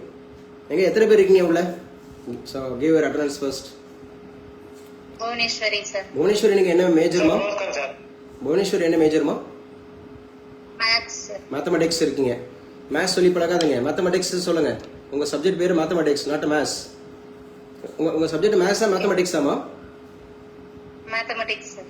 எஸ், மேத்தமெட்டிக்ஸ்னு சொல்லி பழங்க. வைவோஸ்ல எல்லாம் கேட்டாங்கன்னா சரியா, I did UG degree in mathematics அப்படி பேசுங்களேன், சூப்பரா இருக்கும். மேத்ஸ் அப்படின்னு சொன்னா அது வந்து கிளிப்டு பேர்டு, அதுக்கு பேரு இங்கிலீஷ்ல ஒரு பேர்டு இருக்கும், கிளிப்டு பேர்டு அப்படி சொல்லி கேள்விப்பட்டிருக்கீங்களா Bhuvaneswari ma'am? Yes sir. Clifford Bird அப்படின்னு இப்போ ஜிம்னாசியம் அப்படின்னா ஜிம்னு அர்த்தம், லெபார்டரி அப்படின்னா லேப்னு அர்த்தம். சரிங்களா? அந்த கேர்ன் கர்ச்சீஃப் அப்படிங்கறத கர்ச்சீஃப் அப்படின்னு சொல்லுவோம். அது மாதிரி மேத்தமெட்டிக்ஸ்ங்கிறதா மேத்ஸ்னு சொல்லுவீங்க. அது கிளிப்டு வேர்டை யூஸ் பண்ணாதீங்க, ஃபுல் வேர்டை யூஸ் பண்ணுங்க. வேற யார் இருக்கீங்க? அவ்வளவுதான். புவனேஸ்வரி அவங்க மட்டும்தான் இருக்கீங்கல்ல? அவங்க மட்டும்தான் இருக்கிறீங்க. இப்ப நான் பேசுறது புரியுதா? அந்த குரூப்ல ஏன் நான் வந்து பாசிவா இருக்கேன், ஆக்டிவா இல்ல? எவ்வளவோ கொடுத்தேன், நான் எவ்வளவோ இன்டர்வியூ கொடுத்தேன், தமிழ், இங்கிலீஷ், சைக்காலஜி, ஒவ்வொரு சப்ஜெக்ட் வைஸா கொடுத்தேன். ஆனா அட்டன் பண்றது ரொம்ப லெதர்ஜிக்கலா இருக்கிறாங்க. ஆனா அவங்களுக்கு அங்கதான் போகையில தான் புரியும். வேற யாருமே இல்லையாங்க உள்ள? யாரும் இல்லையா? சந்தன தேவி கம்ப்யூட்டர் சயின்ஸ். சந்தான தேவி கம்ப்யூட்டர் சயின்ஸ் அப்படிங்கறத இப்ப நீங்க பேசிருக்கலாமே, ஏன் எவ்வளவு நேரம் தாமதம்? இல்ல நான் பேசுறது உங்களுக்கு வந்து ரொம்ப லேட்டா கேக்குதோ, இல்ல ஏன் பதில் சொல்லணும் அப்படிங்கிற மாதிரி இருக்கீங்களா? இல்ல சார், நான் இங்க ஒரு ஒர்க்ல இருந்தேன். நீங்க என்ன சொன்னீங்க அந்த டைம் நான் கவனிக்கல சார். ஸோ இப்போ அதாவது கிளாஸ்லயும் இருக்கீங்க, ஒர்க்லயும் இருக்கீங்க, அதனால கவனிக்கவும் செய்யறீங்க, கவனிக்காம இருக்கீங்களா? சந்தான தேவி மேம் சொல்லுங்க, உங்களோட இதுல இன்னைக்கு உங்களுடைய சப்ஜெக்ட்ல இன்னைக்கு நான் ஒரு அப்டேட் சொல்லியிருக்கேன். என்ன அப்டேட்? சந்தான தேவி மேம் உங்க சப்ஜெக்ட்ல கடைசியா நான் பேசி முடிச்சது அதான். உங்க சப்ஜெக்ட்ல நான் ஒரு நியூ அப்டேட் கொடுத்திருக்கேன். என்ன அப்டேட் கொடுத்திருக்கேன் Santhana Devi ma'am? Sorry sir, நான் ரிசல்ட் பண்ணல. இப்ப நம்ம புரியுதா ma'am? Bhuvaneswari ma'am, Bhuvaneswari ma'am புரியுதா? சந்தான தேவி மேம் புரியுதா? சந்தான தேவி மேம் ஆல்ரெடி நம்ம வந்து நிறைய உங்களுக்கு இன்டர்வியூலாம் பண்ணியிருக்கேன், நிறைய கேள்விகள்லாம் கேட்டிருக்கேன் இல்லையா? நீங்களும் இன்ட்ராக்ட்லாம் பண்ணிருக்கீங்க, வச்சிருக்கீங்க. உங்க அங்க குரூப்ல எவ்வளவு பேர் இருக்கீங்கன்னு பாருங்க, எவ்வளவு பேர் அட்டன் பண்றாங்கன்னு பாருங்க இல்லைங்களா? அப்ப யாரு மீது அப்படிங்கிறது வந்து இருக்கு. இது டெய்லி நான் கரண்ட் பேசுறவங்களுக்கு லிங்க் கொடுத்துட்டு தான் இருக்கேன். ஸோ ஒர்க்கிங் இருக்கக்கூடிய டீச்சர்ஸ் இன்னைக்கெல்லாம் ஃப்ரீயா தான் இருப்பாங்க. ஸோ என்ன அது அதெல்லாம் அப்படின்ற மாதிரி நான் சந்தான தேவி மேம் சொல்லல, புவனேஸ்வரி மேம் சொல்லல. ஏன்னா நீங்க உள்ள இருக்கீங்க, ஒரு விஷயத்த தேவை அப்படிங்கிற மாதிரி நீங்க அனுபவிச்சுட்டு இருக்கீங்க. பட் மற்ற டீச்சர்ஸ் வந்து பாத்தீங்க அப்படின்னா they are not ready. அதுதான் நான் அடிக்கடி சொல்லிட்டு இருக்கேன், இந்த teachers are not fit for teaching job. யாரு அப்டேட் ஆகாம இருக்கிறாங்களோ, ஒரு நாலேஜா உருவாக்கணும், நிறைய விரிவாக்கம் செஞ்சுக்கணும் அப்படின்னு ஐடியா இல்லாம இருக்கிறாங்களோ, அவங்க எல்லாம் டீச்சர்ஸ் அப்படிங்கிற ஒரு ஜாபுக்கே ஃபிட்டே கிடையாது. They are not suitable for teaching job. Teaching அப்படிங்கறது ஏதோ தெரிஞ்ச விஷயத்தை தெரியப்படுத்துறது இல்லை. சரியா? நிறைய விஷயத்த அப்டேட் ஆகிட்டு அதை ரொம்ப அதிகமா கொடுக்கறது. மேம் உங்களுக்கு சொல்லியிருந்தேன், மைக்ரோசாப்ட்ங்கிறது 1975 ஏப்ரல் 4 சோ உருவாக்கப்பட்டிருக்கு அப்படிங்கிற. ஏன்னா 1975 பத்தி நம்ம டீடைலா பேசிட்டு இருக்கோம். அந்த அடிப்படையில் 1975 ஏப்ரல் 4 தான் மைக்ரோசாப்ட் அப்படிங்கிறது பில் கேட்ஸ் அவர்களால் உருவாக்கப்பட்டிருக்கு. அப்டேட் ஆயிட்டீங்களா மேம்? சரி, ஓகே, ஃபைன். மற்றவங்க இருக்கீங்களா கிளாஸ்? மற்றவங்க இருக்கீங்களா? எல்லாருக்கும் புரியுதுல நான் நடத்துறது? புரியுதா? என்னாச்சுமா? கிளாஸ் கட் ஆயிடுச்சா? S sir. எஸ் சாரா? கிளாஸ் கட் ஆயிடுச்சான்னு கேட்டா எஸ் சாரா? இல்ல சார், ஃபர்ஸ்ட் கேட்ட क्वेश्चनக்கு எஸ் சார் சொன்னேன் சார். கிளாஸ் கட் ஆனதுக்கு நோ சொன்னேன் சார். ஓகே, இப்போ நான் என்ன சொல்லியிருந்தேன், அப்டேஷன்ஸ் 1975 அப்படிங்கறது நம்ம பார்த்துட்டோமா? Yes sir. ஏப்ரல் 19 அப்படிங்கறது நம்ம பேசிட்டோமா? ஆரியப்பட்டா அப்படிங்கிற சேட்டலைட் இன்னைக்கு தான் நமக்கு ஏவி இருக்காங்களா? Bill Gates and Paul Allen சொன்னீங்க சார். பில் கேட்ஸ் அப்படிங்கிறவரும் பால் ஆலன் அப்படிங்கிற 2 பேரும் சேர்ந்து அதை உருவாக்குனாங்க, அப்படிதானே? S sir. எஸ். சுஜா வந்து கம்ப்யூட்டர் சயின்ஸாமா? Yes sir.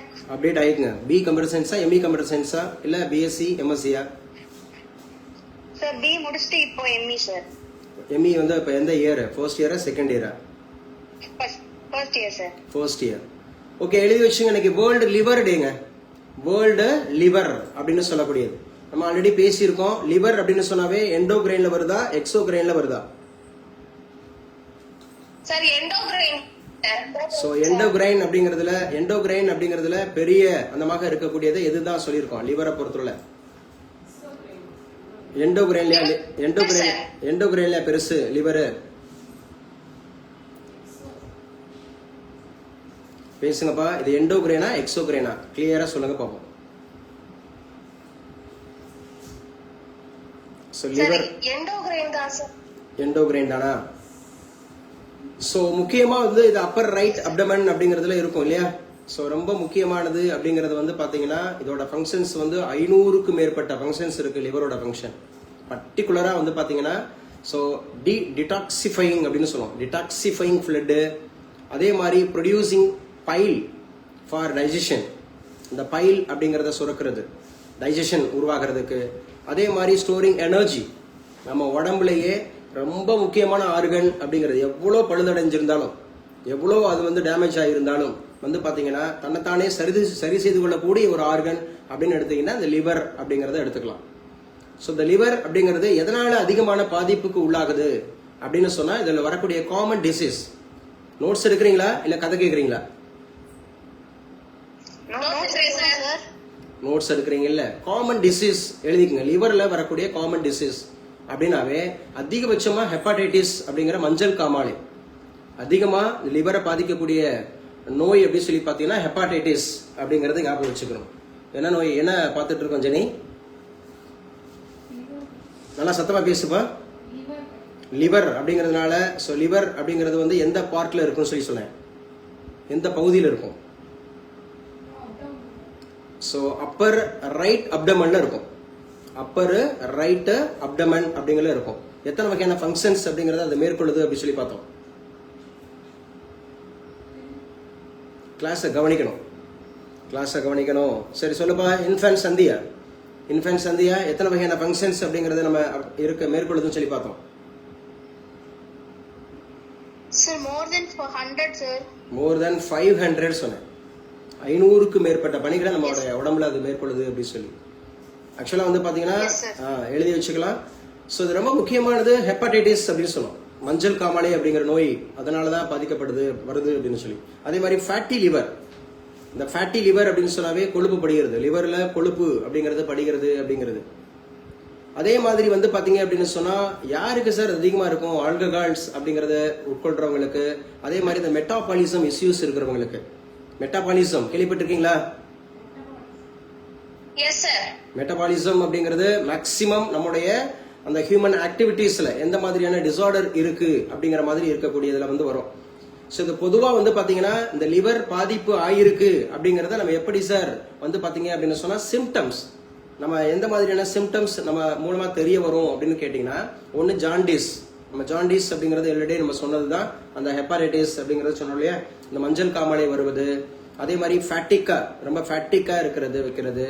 அதே மாதிரி அப்டாமின் அப்படிங்கறதுல வந்து பாத்தீங்கன்னா அந்த அப்டாமினல் ஸ்வெல்லிங் ஏற்படுறது. அடிவயிறுல வந்து பாத்தீங்க அப்படின்னு சொன்னா ஒரு ஸ்வெல்லிங் வரும். அந்த ஒரு வீக்கம், அந்த மாதிரி வலி, இந்த மாதிரி இருக்கிறது. இதெல்லாம் வந்து பாத்தீங்கன்னா இதுல ரொம்ப ஆபத்தான ஒரு விஷயம் என்னன்னா, லிவர் அப்படிங்கிறது வந்து ஒரு 75% பாதிப்படைகிற வரைக்கும் நமக்கு வெளியில தெரியாதுங்க. ஒரு 75% 80% அது பாதிப்படைகிற வரைக்கும் நமக்கு தெரியவே தெரியாது. அதுக்கப்புறம் தான் நமக்கு தெரியவே ஆரம்பிக்கும். ஸோ ரொம்ப முக்கியமா கவனமா அது பார்க்கணும். அந்த டீஆக்சிடிஃபிகேஷன் அப்படின்னு சொன்னேன்ல, அதெல்லாம் ரொம்ப ரொம்ப முக்கியமானது. சரியா?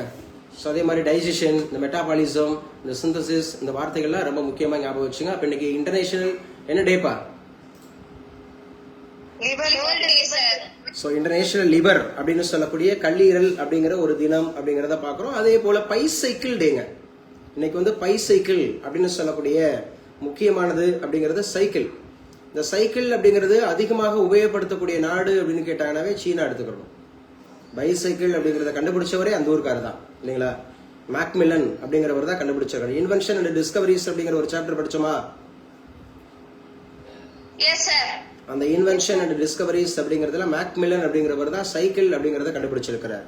அம்பிகா இருக்கீங்களாப்பா? புதுக்கோட்டை அம்பிகா. சோ சொல்லுங்க பாப்போம். ஆக்சுவலா வந்து பாத்தீங்க அப்படின்னு சொன்னா இன்னைக்கு மிக முக்கியமானது அப்படிங்கறதுல நீங்க 2-3 விஷயம் சொல்லுங்க பாப்போம். அம்பிகா வேகமா குயிக் ஆடிங்க. First world cup day sir. First world cup டேவா? அதாவது 1975ல வேர்ல்டு கப் அப்படிங்கிறது வேர்ல்டு கப் நடந்தது. 1975ல வேர்ல்டு கப் அப்படிங்கிறது யார் யாருக்கு நடந்துச்சு Ambika? West Indies and Australia sir. Australia. Winner யாரு? Winner West Indies sir. West Indies அப்படிங்கிறது எத்தனை ஓவர் மேட்ச் அது? 60 ஓவர் சார். சோ எனக்கு இதெல்லாம் முன்னாடியே தெரியும் சார். இப்போ நீங்க வந்து எனக்கு தெரிஞ்சதை தான் நீங்க சொல்லியிருக்கீங்க அப்படின்னு யாராவது இருக்கீங்களா இந்த குரூப்ல? இப்போ நம்ம இணைஞ்சு கிளாஸ்ல இருக்கிறவங்கல எனக்கு இதெல்லாம் தெரியுமே. சரியா? இது இந்தியாவுக்கும் வெஸ்ட் இண்டீஸுக்கும் ஆஸ்திரேலியாவுக்கும் தான் 60 ஓவர் தான். அந்த கிளைவ் அப்படிங்கிறவர் தான் வந்து பாத்தீங்க அப்படின்னு சொன்னா first man of the match. 26,000 பேர் கலந்துக்கிட்டாங்க. இந்த விஷயம்லாம் ஏற்கனவே தெரியுமா? அப்படி யாராவது இருக்கீங்களா? தெரிஞ்ச விஷயத்தையே சொல்லி நேரத்தை போக்குறீங்க சார். தெரிஞ்ச விஷயத்தையே பேசி நேரத்தை போக்குறீங்க. எங்களுக்கு 1975ல எங்களுக்கு எல்லாமே தெரியும். மேக்மில்லன் பத்தி தான் எங்களுக்கு தெரியும். சைக்கிள்லாம் எங்களுக்கு தெரியும். லிவரை பத்தி எங்களுக்கு தெரியும். ஸோ தெரிஞ்ச விஷயத்தையே பேசி நேரத்தை போக்குறீங்க. நேரம் ஆகுது அப்படிங்கறது கண்டென்ட்டுக்குள்ள வாங்க, இல்ல கண்டென்ட்டே இல்ல அப்படிங்கிற மாதிரி யாராவது ஏதாவது குற்றம் இருக்கா? சோ எழுதி வச்சுங்க. அடுத்து நம்ம பார்க்க இருக்கிறது முதல் பக்க செய்தியில என்ன கொடுத்திருக்காங்க? போட்டித் தேர்வுகளுக்கு தேவையானது மகளிர் அதிகார கனவு. எழுதி வச்சுங்க, மகளிர் அதிகாரம். சோ விமன் எம்பவர்மெண்ட் அப்படிங்கறத பத்தி படிப்போம். சோ விமன் எம்பவர்மெண்ட் அப்படிங்கிறது மகளிர் இடஒதுக்கீடு அப்படிங்கிறது 2023ல நம்முடைய இந்திய நம்ம பாராளுமன்றத்துல ஏற்கனவே 33% அப்படிங்கிறது இருக்கதான் செய்யுது அப்படின்னு சொல்லி நம்முடைய பிரதமர் அவரே சொல்லியிருக்காரு. ஸோ விமன் எம்பவர்மெண்ட் அப்படிங்கிறது ரொம்ப ரொம்ப முக்கியமானது அப்படிங்கறத ஞாபகம் வச்சுங்க. சரியா? விமன் எம்பவர்மெண்ட் அப்படிங்கிற வார்த்தை ரொம்ப ரொம்ப முக்கியமான ஒரு வார்த்தை அப்படிங்கறத ஞாபகம் வச்சுங்க.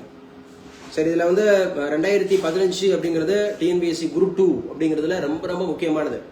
என்ன கொடுத்துருந்தாங்கன்னா இதை பத்தி தான் கொடுத்துருந்தாங்க. சரியா? ஒரு கட்டுரை எழுதுங்க அப்படின்ற மாதிரி கொடுத்துருந்தாங்க, வச்சிருந்தாங்க. ஸோ இதுல முக்கியமா நீங்க விமன் எம்பவர்மெண்ட்லாம் பத்தி கேட்டாங்கன்னா நீங்க முதல்ல எங்க இருந்து நீங்க ஆரம்பிக்கணும் அப்படின்னு சொல்லி பாத்தீங்கன்னா, இந்தியாவில் யாரெல்லாம் தலை சிறந்த பெண்கள் இருக்கிறாங்க, யார் யாரெல்லாம் சாதிச்சுட்டு இருக்கிறாங்க, முக்கியமானதுல யார் யாரெல்லாம் இருக்கிறாங்க அப்படிங்கறத பத்தி நம்ம தெரிஞ்சுக்கணும். இந்த விமன் எம்பவர்மெண்ட் அப்படிங்கிறது பெண்களை அதிகாரப்படுத்துதல். இந்த பெண்களை அதிகாரப்படுத்துதல் அப்படிங்கிற ஒரு ஆண்டு, நாரி சக்தி அப்படிங்கிற ஆண்டு எந்த வருஷம் நம்ம இந்திய அரசாங்கம் அப்படிங்கிறது கொண்டு தான் தெரியுமா? நாரி சக்தி அப்படிங்கிற ஒரு இயர், விமன் எம்பவர்மெண்ட் அப்படிங்கிற ஒரு இயர் எந்த வருஷம்? Sir 1978 sir. 1978 அது சர்வதேச பெண்கள் ஆண்டுப்பா. சர்வதேச பெண்கள் ஆண்டு அப்படிங்கிறது தான் நமக்கு வந்து பாத்தீங்கன்னா அது வந்து ஐநா சபை அறிவிச்சது.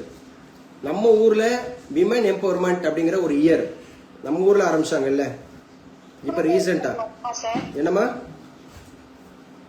2001 யார் பாது? Sir Kanika. Exactly correct. Kanika, congrats. Women clap பண்ணுங்க. ஒரு +2 தான் முடிச்சிருக்காங்க, அப்சல்யூட் பண்றாங்க பாருங்க.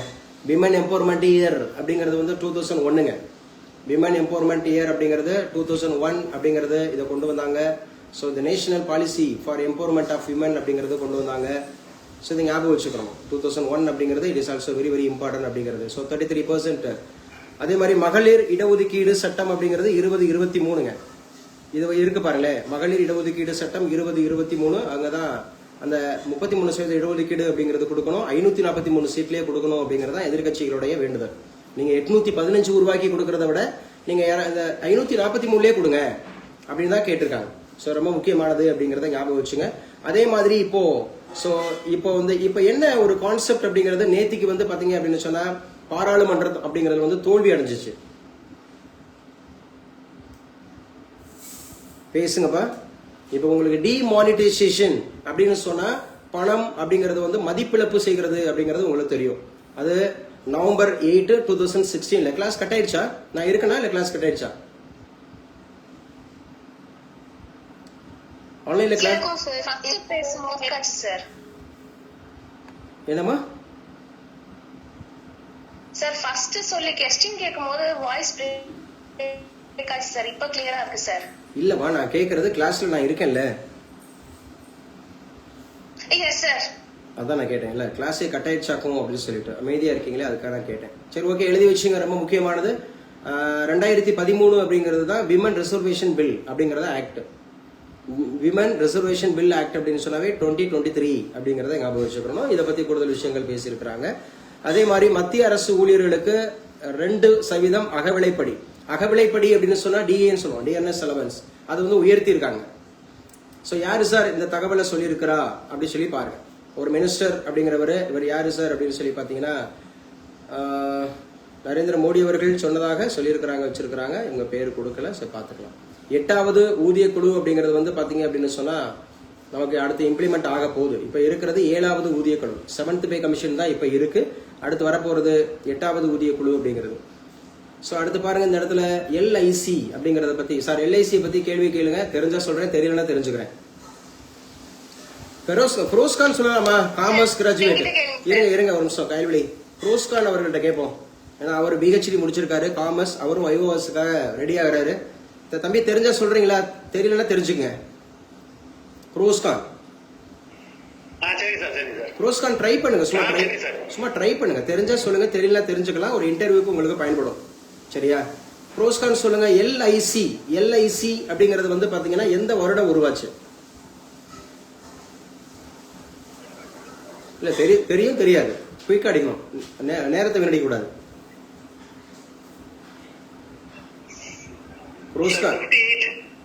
ஃபெரோஸ்கான் நான் பேசுறது உங்களுக்கு கேக்குதா? ஃபர்ஸ்ட் 1958 அப்படிங்கிறது தவிர, நீங்க சரியான ஆன்சர் நீங்க உள்வாங்கிருக்கீங்க. 1956. ஓகே, இப்போ ஒரு ஆன்சர் உங்களுக்கு கரெக்டான ஆன்சர் தெரிஞ்சிருச்சா? 1956 எல்ஐசி உருவானது.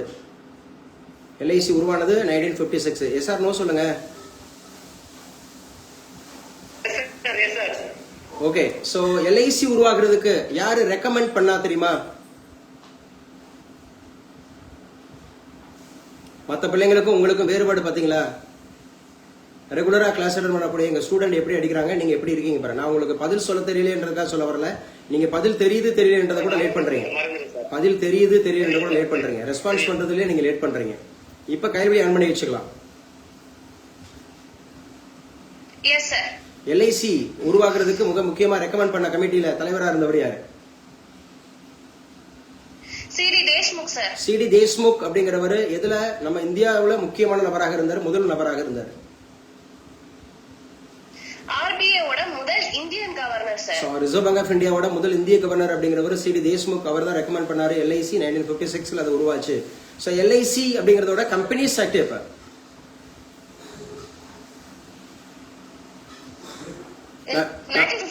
1956 அப்படிங்கிறது. சரி, எல்ஐசி அப்படிங்கறதோட அமெண்ட்மெண்ட் ஆக்ட் இப்ப 2025 சார். சோ 2026 இந்த வருஷம் தான் இல்லையா? 2025 சாரி 2025 தான். 2025 அப்படிங்கறது ஞாபகம் வச்சுக்கணும். சோ எல்ஐசி ஆக்ட் இப்ப 1956 சார். So 1956 companies act. 1938 ஒன்னு இருக்கு இல்லையா? 38 அதான் இன்சூரன்ஸ் கம்பெனிஸ் ஆக்ட். அது இன்சூரன்ஸ். அதான் insurance companies act. Insurance company 1938 sir. Insurance companies act தான் 1938. சோ கம்பெனிஸ் ஆக்ட் தான் 1956. சரி, ஏன் வந்து பாத்தீங்க அப்படின்னு சொன்னா இப்ப அமெண்ட்மெண்ட் கொண்டு வந்தாங்க எல்ஐசில 2025ல 100% FDI கொண்டு வந்திருக்காங்க சார். எதுல? இன்சூரன்ஸ் செக்டார்ல சார். இன்சூரன்ஸ் செக்டார்ல 100% அப்படிங்கறது ஃபாரின் டைரக்ட் இன்வெஸ்ட்மெண்ட் அப்படிங்கறது கொண்டு வந்திருக்காங்க. FDI அப்படிங்கறது ஃபாரின் டைரக்ட் இன்வெஸ்ட்மெண்ட் கொண்டு வந்திருக்காங்க அப்படிங்கறத ஞாபகம் வச்சுக்கணும். சோ ரொம்ப முக்கியமானது இந்த இதுல பாக்குறீங்க. அடுத்து எழுதி வச்சுங்க என்ன சார் அப்படி சொல்லி பாத்தீங்கன்னா, சோ இதெல்லாம் இந்த செய்திகளா தான் இருக்கு. நமக்கு அரசியல் செய்தி அப்படிங்கறத நீங்க படிச்சுங்க. போட்டித் தேர்வுகளுக்கு மட்டும் நம்ம தேவையான விஷயங்களை நம்ம உள்வாங்கிட்டு போவோம். ஸோ என்ன சார் அப்படி சொல்லிட்டு பார்க்கலாம். ஸோ அடுத்த பேரவை பெருவிழா சுழன்று பணியாற்றும் திமுக அளிக்கும் சவால் அளிக்கும் அதிமுக அப்படிங்கிறது. ஸோ நல்லா ஞாபகம் வச்சுங்க என்ன சொல்லியிருக்காங்க. ஸ்வீட்டினே சொல்லுங்க, சாரி. ஸோ நிறைய சார் என் இதுல இருந்து இன்னைக்கு அட்டன் பண்ணாதவங்க, கிளாஸ் வாயை திறக்காதவங்க, சார் என்கிட்ட கேளுங்க, தெரிஞ்ச சொல்றேன், தெரியல தெரிஞ்சுக்கிறேன். குயிக்கா கொஞ்சம் வேகமா, நேரம் ஆகுது. தெரிஞ்சா சொல்றேன், தெரியல தெரிஞ்சுக்கிறேன். பிரியதர்ஷினி சொல்லுமா. திமுக அப்படிங்கிற கட்சி உருவான வருடம் எது? நீ மீட் பண்ணிக்கமா, மீட் பண்ணிக்க. நீங்க பேசுறது எனக்கு கேட்கல. வேற யாரு வாங்க. நீங்க பேசுறது எனக்கு கேட்கல. உள்வாங்கி வெளியில போகுது. எனக்கு கிளியரா இருக்கணும். ஏன்னா இது வந்து யூடியூப்ல ஃபேஸ்புக்ல லைவ் ஆகுது. அவங்க ஃபியூச்சர்ல கேட்கறவங்களுக்கு நல்லா கேட்கணும். சரியா? யாராவது ஒருத்தர் குயிக்கா சார் என்கிட்ட கேளுங்க, தெரிஞ்சா சொல்றேன், தெரியல தெரிஞ்சுக்கிறேன். மணிகண்டன் சொல்லப்பா. திமுக அப்படிங்கறது ஆட்சியை பிடித்த ஆண்டு 1967 அப்படிங்கிறது. 1967 அப்படிங்கிறது திமுக முதலமைச்சர் யாரு? அறிஞர் அண்ணா அப்படிங்கிறவரு எந்த வருடம் வரைக்கும் முதலமைச்சரா இருந்தாரு? 1969 வரைக்கும். 1969 வரை அப்படிங்கறது ஞாபகம் வச்சுக்கணும். திமுக அப்படிங்கிறது எந்த தேதியில உருவாச்சு? சாரி சார், தெரியல சார். சோ தேதி வந்து பாத்தீங்கன்னா செப்டம்பர் 17. செப்டம்பர் 17 அப்படிங்கறதுல பிறந்த 2 முக்கியமான தலைவர்கள் இந்தியாவுல, தமிழ்நாட்டுல. தெரிஞ்சவங்க சொல்லுங்க சார்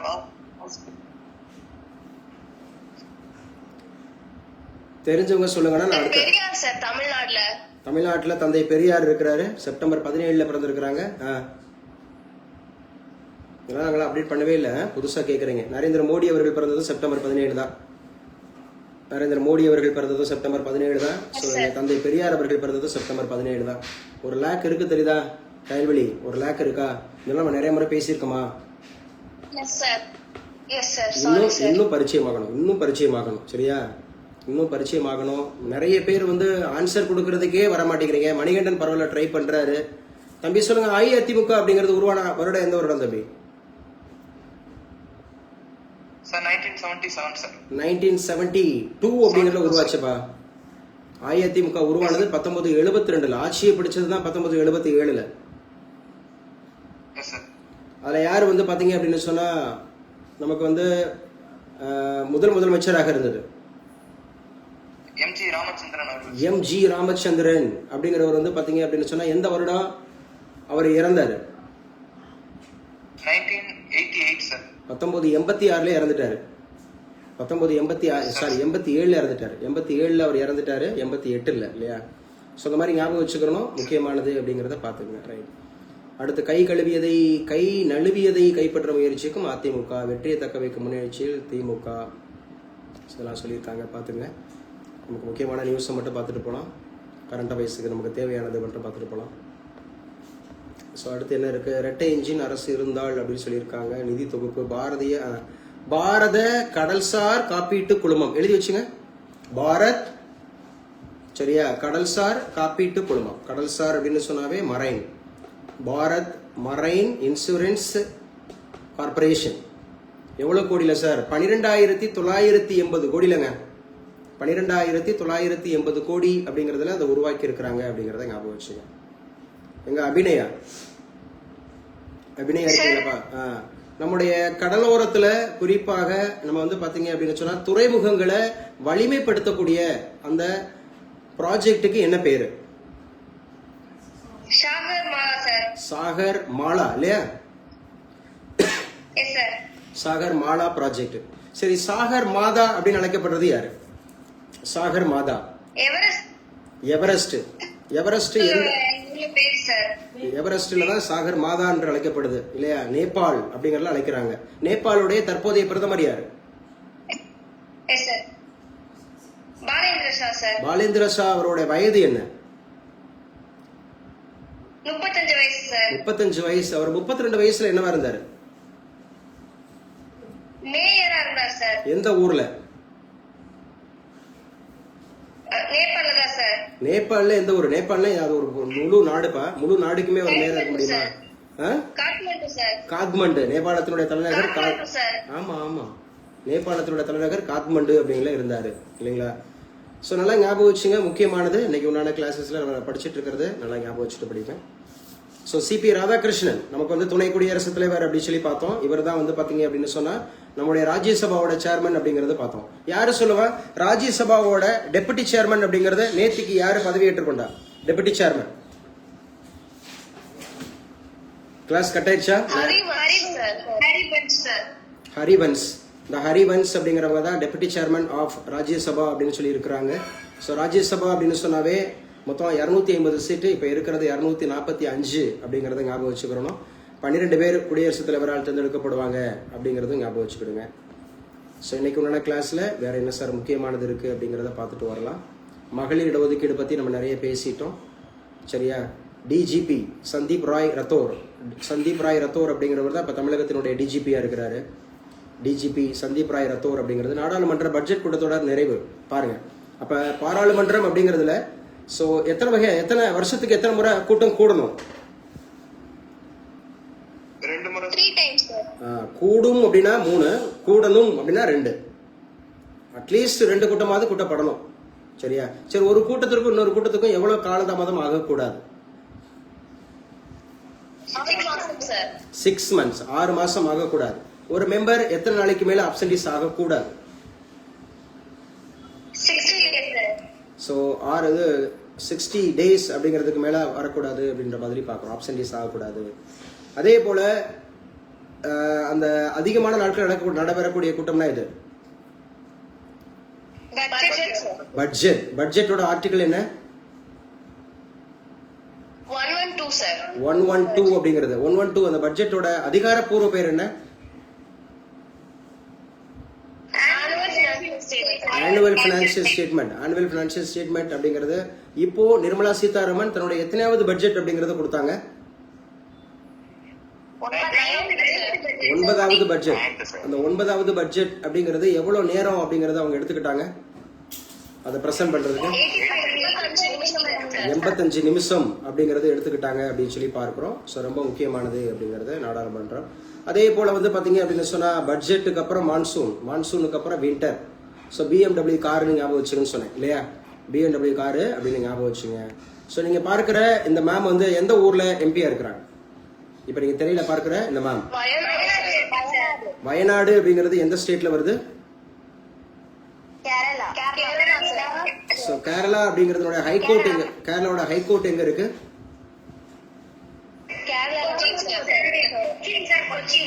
ஸோ கொச்சின்ல இருக்கு. அவங்களுடைய செக்ரட்டரியேட் எங்க இருக்கு? திருவனந்தபுரம். அங்க எத்தனை டிஸ்ட்ரிக்ட் இருக்கு?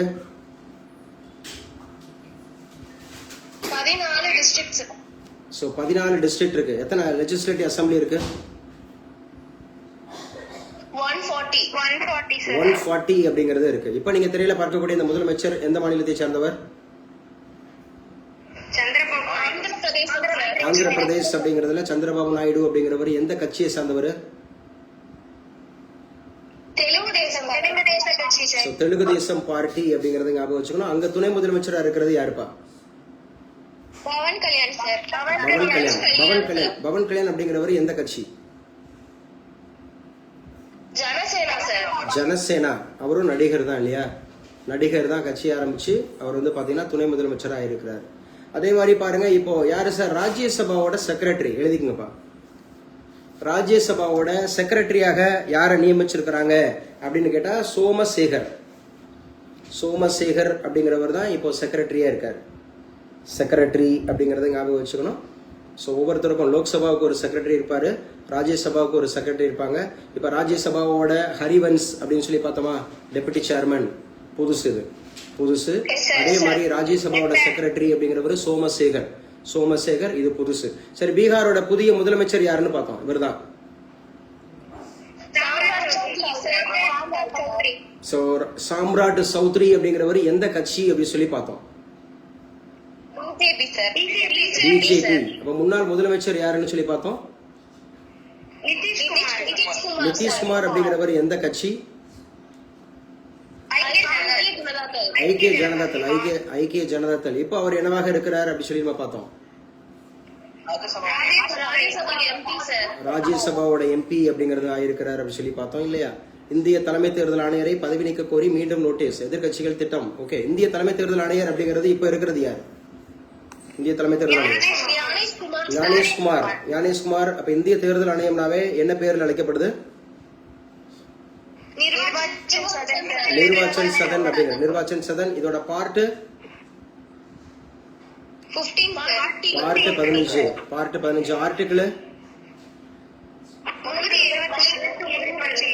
324 to 329. இப்படி கூட்டமா கேட்டீங்கன்னா நிறைய பேர் ஆன்சர் பண்றீங்க, இண்டிவிஜுவலா கேட்டா வரமாட்டீங்க, ஒரு சிலரை தவிர. சோ இவர் தெரியும் இல்லையா? இவர் எந்த துறை அமைச்சரா இருக்கிறார்? சோ புதிய அரசியல் கட்சி ஆரம்பிக்கிறார் முன்னாள் மத்திய அமைச்சர் ஆர்.கே. சிங் வந்து முன்னாள் அமைச்சர், இப்ப கிடையாது, முன்னாள் அமைச்சராக இருந்தார் அப்படிங்கறத ஞாபகம் வச்சுங்க. ஸோ டெல்லி கேபிட்டல் எதுக்கு வின் பண்ணியிருக்கிறாங்க. ஸோ IPL உங்க எல்லாருக்கும் தெரியும். ஸோ நடந்துட்டு இருக்கு. ஸோ அதுக்கப்புறம் ரொம்ப முக்கியமானது தமிழ்நாடு கிரிக்கெட் சங்கம் சார்பில் பயிற்சியாளர்களுக்கு சிறப்பு முகாம் அப்படிங்கிறத பார்க்குறோம். ஹோமோஸ் நீரிணையை மீண்டும் மூடியது ஈரான். ஸோ இது ரொம்ப முக்கியமானதாக பார்க்குறோம். ஏற்கனவே பிரச்சனை இருந்துச்சு இல்லையா, ஹோர்மோஸ் அப்படிங்கிறது. அமெரிக்கா அப்படிங்கிறது தொடரும் கடல்வெளி முற்றுகைக்கு பதிலடி கொடுக்கும்படியா ஹோர்மோஸ் அப்படிங்கிற நீரிணையை மீண்டும் ஈரான் வந்து மூடி இருக்கு அப்படிங்கிறத நம்ம பார்க்கிறோம். ஸோ ஈரானோட அதிபர் யார் பாப்பா? ஈரானோட அதிபர், the president of Iran Masoud Pezeshkian அப்படின்னு சொல்லி பார்க்கலாம். ஈரானோட கேபிட்டல் சிட்டி ஸோ டெக்ரான் அப்படிங்கறத எடுத்துக்கிறோம். ஸோ ஈரானோட தலைமை மதகுரு முஸ்தபா கமேனி அப்படிங்கறத ஞாபகம் வச்சுக்கணும். அவங்களுடைய அப்பாவோட பிறந்த நாள் என்னைக்கு? Khamenei, Sayyid Ali Khamenei. April 18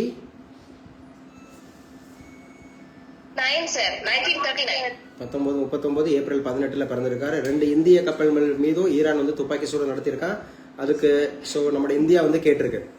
Ukraine Russia பரஸ்பர தாக்குதல், ஸோ 2 பேருமே அடிச்சுக்கிறாங்க. உக்ரைனோட கேபிட்டல் சிட்டி கிளாஸ் உக்ரைனோட கேபிட்டல் சிட்டி கீவ் இல்லையா? ரஷ்யாவோட கேபிட்டல் சிட்டி மாஸ்கோ. உக்ரைனோட அதிபர்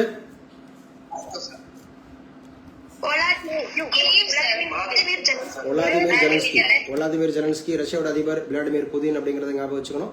அடுத்தப்பல ஆஸ்திரேலியா அண்ட் ஜப்பான், இவங்க 2 பேருக்கும் பாதுகாப்பு ஒப்பந்தம். போத் 2 பேருமே ஸோ அவங்க தீவுகள்ல இருக்கிறாங்க, கடல்ல இருக்கிறாங்க.